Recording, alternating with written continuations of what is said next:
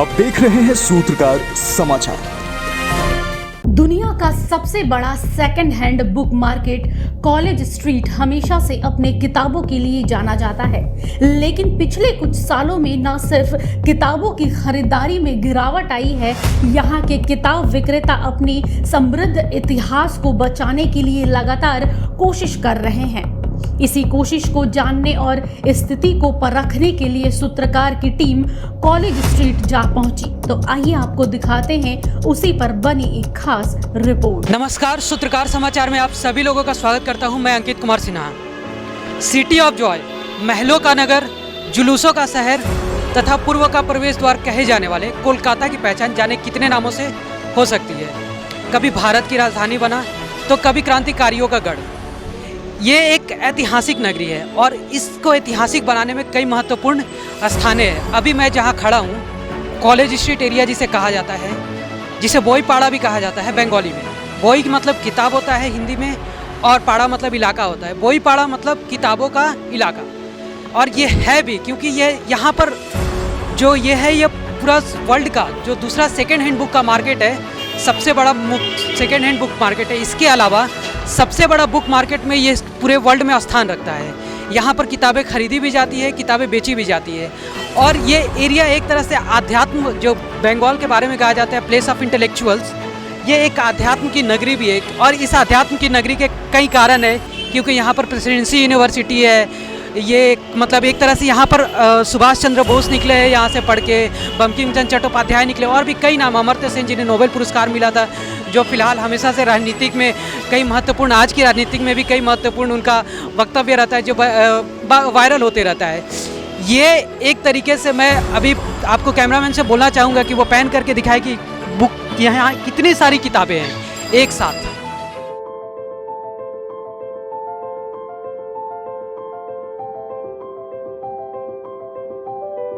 दुकानदारों ने बात करते हुए कहा कि ऑनलाइन मार्केट के अलावा भी कई कारकों ने मार्केट पर प्रभाव डाला है। हर यूनिवर्सिटी की किताब, चाहे भारत की हो चाहे दुनिया के किसी भी यूनिवर्सिटी की किताब हो, MIT से लेकर कोलकाता यूनिवर्सिटी के किसी भी इंस्टीट्यूट की किताब यहाँ पर मिल जाएगी।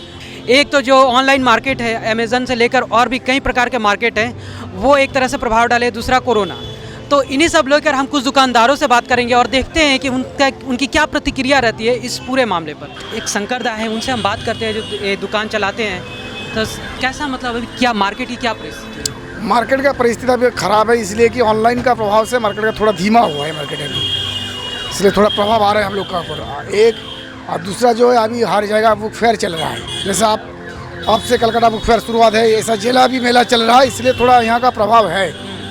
और एक तरह बोला जाता है कोरोना के पहले और कोरोना के बाद की स्थिति में क्या फ़र्क है? नहीं, ऐसा कुछ स्थिति नहीं है। पर कोरोना का बाद एक तो हुआ है कि हम लोग खुद अपना ऑनलाइन में बेच रहे हैं, तो ऑनलाइन का बेचने के बाद थोड़ा सा धीमा हुआ, लेकिन अभी फिलहाल ठीक है। मतलब आप लोगों का भी एक ऑनलाइन मार्केट है? हाँ, ऑनलाइन मार्केट है। CO बुक्स का ग्रुप में ना ऑनलाइन मार्केट है। तो वो मतलब आप लोग जो किताबें हैं वो ऑनलाइन मतलब अमेजन में ये सब डालते हैं? नहीं, इसमें हम लोग अपना ग्रुप नहीं बेचते हैं। अपना ग्रुप बना के हम लोग अपना ग्रुप में हम लोग अपना किताब ही बेचते हैं। दूसरा कोई अमेजन और अपना दूसरा कोई मतलब नहीं, संस्था पे नहीं बेचते हैं। ठीक है, जैसा कि देखा कि इन्होंने भी बताया कि ऑनलाइन मार्केट और अभी जो बुक फेयर है उसका प्रभाव पड़ा है मार्केट पर। कस्टमर को मालूम नहीं, पायरेटेड ज़्यादा डिस्काउंट मिल रहा है, वहीं से ले रहा, यही प्रॉब्लम। जब से ऑनलाइन हुआ है तब से वो कोरोना का भी प्रभाव पड़ा है। कोरोना का भी प्रभाव पड़ा है, इसलिए तो कोरोना प्रभाव पड़ा, तभी तो ऑनलाइन से ज़्यादा बिजनेस हो रहा है। घर से जल्दी लोग निकलती नहीं है। बाजार अभी तक घूमती है ये टाइम में। और हिंदी के ग्राहक, मतलब जो कस्टमर है हिंदी को लेकर, वो कितने आते हैं क्या? हाँ, आते हैं। गद्य सम्राट कहे जाने वाले प्रेमचंद आज भी प्रासंगिक है। इन सब से पता चल जाता है कि उनकी बिक्री हमेशा से रही है और आज भी रही है। तो आइए कुछ और दुकानदारों से हम बात करते हैं। बहुत गंडगोल कर दिया ऑनलाइन। मतलब पहले लोग सिलेबस को लेकर, अभी भी सिलेबस को ही लेकर, ऑनलाइन में क्या है और सब डुप्लीकेट किताब है। वहीं छात्रों की राय दुकानदारों से कुछ अलग थी। कुछ ने ऑनलाइन मार्केट की तारीफ की तो कुछ ने बंगाली संस्कृति की पहचान कॉलेज स्ट्रीट को अपने पसंदीदा स्थानों में से एक बताया। जो जिसकी एक पृष्ठभूमि ऐतिहासिक रही है, आंदोलनकारी यहाँ पर आकर चाय पीते थे। इसके अलावा रविन्द्रनाथ टैगोर से लेकर कई आंदोलनकारी और कवि जो हैं हृदय के लोग यहाँ पर आते थे उस समय। ये आज़ाद भारत की आज़ादी में महत्वपूर्ण भूमिका निभाने वाले स्थानों में से एक है। तो चलिए कुछ स्टूडेंट से बात करते हैं और देखते हैं कि इस कॉलेज स्ट्रीट में वो आखिर आते क्यों हैं। तो आप इस पर मतलब मैं जब बुक्स पढ़ती हूँ ना, बुक्स का जो स्मेल रहता है वो मुझे बड़ी अच्छी लगती है। तो पुराना बुक्स का जो स्मेल रहता है that is very better than the old new books. तो एक नॉस्टैल्जिया। हाँ, वो मुझे बड़ा अच्छा लगता है। मैं अभी बुक्स में ख़रीद के अभी आ रही हूँ। मैं अभी कॉफ़ी हाउस जा रही हूँ। सस्ता है। ऑनलाइन भी तो बहुत सस्ते होते हैं। नहीं, आप अगर दुकानदारों को बोलेंगे जे काकू एक कम करे दाओ, वो कर देते हैं। बार्गेनिंग अच्छे से होता है। जी हाँ, वो सुनते हैं, वो समझते हैं हम स्टूडेंट हैं तो थोड़ा सस्ता में देते हैं। आप तो ऑनलाइन में बार्गेन नहीं कर सकते। यहाँ पे संस्कृत यूनिवर्सिटी में स्टूडेंट। संस्कृत यूनिवर्सिटी। सिमरन सुहाशी मुखर्जी। तो मतलब ये कॉलेज स्ट्रीट एरिया कहा जा रहा है कि अभी ऑनलाइन मार्केटिंग ने कॉलेज स्ट्रीट में जो आकर बुक खरीदने वाले लोग थे उसको बहुत प्रभावित किया। तो आप मतलब इस पर कितना सहमत हैं? हाँ, अभी देखिए ऑनलाइन में बहुत लोग ही प्रेफर करते हैं क्योंकि घर से निकलना नहीं पड़ता है, ऑनलाइन आ जाता है 2 स्टेप में। लेकिन कुछ ऐसे बुक्स होते हैं जो बहुत प्राइसी होते हैं तो वो ऑनलाइन में नहीं मिलते कभी कभी। तो यहाँ पे आके एक स्टॉप में आपको बहुत कुछ मिल जाता है। यहाँ पर जो हमारे बुक्स होते हैं ना, जैसे कि कोई किसी कहानी की बुक्स होती है, जो ओल्ड बुक्स होती है वो 100 रुपीज़ में सिर्फ मिलती है। ठीक है, तो ये ज़्यादा अट्रैक्ट करता है कॉलेज स्ट्रीट को कि पुरानी बुक्स आकर वो 100 रुपये में ख़रीदना इंस्टेड ऑफ 500 पे करके लेना, घर पे बैठे बैठे मंगाना। सो ये सारी चीज़ें भी इफेक्ट करती है। वहीं कॉलेज स्क्वायर हॉकर्स यूनियन के सेक्रेटरी से हमने इस परिस्थिति पर बात करनी चाहिए, लेकिन वो अस्वस्थ होने के कारण नहीं मिल पाए। उनके पुत्र ने हमसे बात की और इस पूरे परिस्थिति के बारे में विस्तार से बताया। तो चलिए उनसे हम कुछ मुद्दों पर बात करते हैं और देखते हैं कि आखिर अभी के समय में जो शिक्षा के क्षेत्र में इतना बदलाव आया है और कॉलेज स्ट्रीट जो अभी का नहीं बहुत पुराना एक इतिहास रहा है इस कॉलेज स्ट्रीट का, वो बदलाव के दौर में किस प्रकार से अपने आप को सर्वाइव कर पा रहा है और क्या मतलब और भी ज़रूरतें हैं और किस प्रकार के प्रभाव पड़ा है।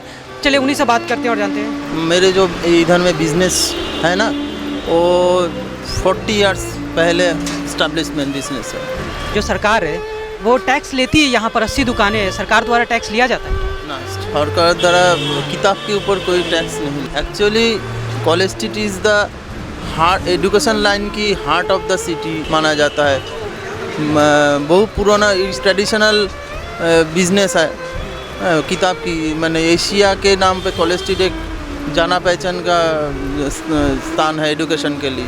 बहुत सारे सर्वे भी हुए, उसमें ये रिज़ल्ट आया है कि जो पढ़ने की रुचि है, जैसे अभी मेडिकल के छात्र हुए, इंजीनियरिंग के छात्र हुए या फिर गवर्नमेंट जॉब की तैयारी कर रहे हैं, वही सब छात्र आकर बुक की खरीदारी अभी कर रहे हैं। पहले होता था कि स्कूल्स के स्टूडेंट्स भी आते थे या फिर नोवेल पढ़ने वाले और भी बहुत सारे आते थे। तो अभी के समय में वो कितना परिवर्तन आपको प्रभावित? मेरे ख्याल से जो स्मार्टफोन है ना, छात्र है ना, वो ज़्यादातर बिजी रहते हैं स्मार्टफोन के लिए। पढ़ने के उसको ध्यान नहीं और कंसंट्रेशन भी नहीं और पढ़ना ही नहीं चाहते। जो ऑनलाइन जो मर्चेंट है हमारे पास से ख़रीदारी करेगा, मगर जो इस लाइन में जो रिटेल बिजनेसमैन वो उधर में बहुत इफेक्ट किया है। दूर दूर से विलेज से किताब खरीद लेके लोग जाते थे। विलेज में दुकान स्टैब्लिशमेंट हो गया है। पहले इफेक्ट उधर से पड़ा था। वो सब बुक्स जो मतलब यहाँ से ही तो जाती होगी? यहाँ से ही जाते थे, मगर इधर में 2 टाइप का दुकान है। एक है पब्लिशर जो किताब छापते हैं, पब्लिश करते हैं, और ज़्यादातर दुकान है रिटेलर है। तो रिटेलर से तो जो ग्राम की दुकान है तो हमारे पब्लिशर से ख़रीद लेता है, बट रिटेलर तो इधर में बैठे बैठे मार खा रही है। पहले पे उधर में पड़ा था। तो अब पहले और अभी की तुलना में कितना फ़र्क आया है? बहुत फ़र्क हुआ है, ज़्यादा फ़र्क हुआ है। इधर में किताब के लिए भीड़ आप एक सीजन में आप अभी देख रहे हो, हर टाइम इधर में लोग खरीदारी करते थे, किताब कीनते थे। मगर किताब की देयर आर मेनी रीज़न तो जो किताब से लोगों को दूर ठेल रही है। हमारे जो एसोसिएशन है वो एसोसिएशन 84 दुकान है, उसके सेक्रेटरी है मेरे पिताजी। और पूरे कॉलेज स्क्वायर में कितनी दुकानें होंगी? 1000 के ऊपर है। जानने की कोशिश कर रहे थे कि कितना प्रभाव पड़ा है पुस्तकों के बिजनेस में, और ये साफ साफ इन्होंने बताया कि पहले के मुकाबले खासकर पिछले 2-3 सालों में पुस्तकों की बिक्री में पूरी तरह से गिरावट आई है। और गिरावट के कारण भी समझ में आती है ऑनलाइन मार्केटिंग हुआ, जहाँ पर अमेज़न और भी बहुत सारे जो प्रोडक्ट है वहाँ पर किताबें बिक जाती हैं ऑनलाइन। और दूसरी बात है कोरोना को लेकर, जहाँ कोरोना ने पूरी तरह से बिजनेस पर प्रभाव डाला है। हमने आज पूरे दिन कोलकाता के कॉलेज स्ट्रीट का एरिया है, जो दुनिया का सबसे बड़ा सेकेंड हैंड बुक का मार्केट है और दुनिया के सबसे बड़े बुक मार्केट में से एक है, उसका मुआयना किया, लोगों से बात की, दुकानदारों से बात की। और इस पूरे जो क्रम है इसमें एक ही चीज़ निकल कर सामने आया है कि बिक्री जो है पहले के मुकाबले कम हुई है। और बिक्री कम होने के 2-3 कारण साफ नज़र आते हैं। एक तो कारण है जो कोरोना है, और दूसरा कारण है कि जो लोगों के पढ़ने की रुचि है, और ऑनलाइन मार्केट भी एक रूप से प्रभावी डाल रहा है। और एक चीज़ नई सामने निकल कर आई कि जो ऑनलाइन मार्केट है, वो लोग जो नए यहाँ पर दुकानदार है, युवा पीढ़ी के दुकानदार है, वो ऑनलाइन मार्केट में भी अपने बुक को डाल रहे हैं। और भी बहुत से कारण नज़र आ रहे हैं, जैसा कि हम बात करते हुए आप देख सकते हैं। और भी हम इस प्रकार की रिपोर्ट आप तक पहुंचाते रहेंगे। कैमरामैन संजय के साथ मैं अंकित सिन्हा, सूत्रकार समाचार के लिए कॉलेज स्ट्रीट से। अगर आपको हमारा ये वीडियो अच्छा लगा तो इसे लाइक करें, शेयर करें और हाँ, सब्सक्राइब करना ना भूलें।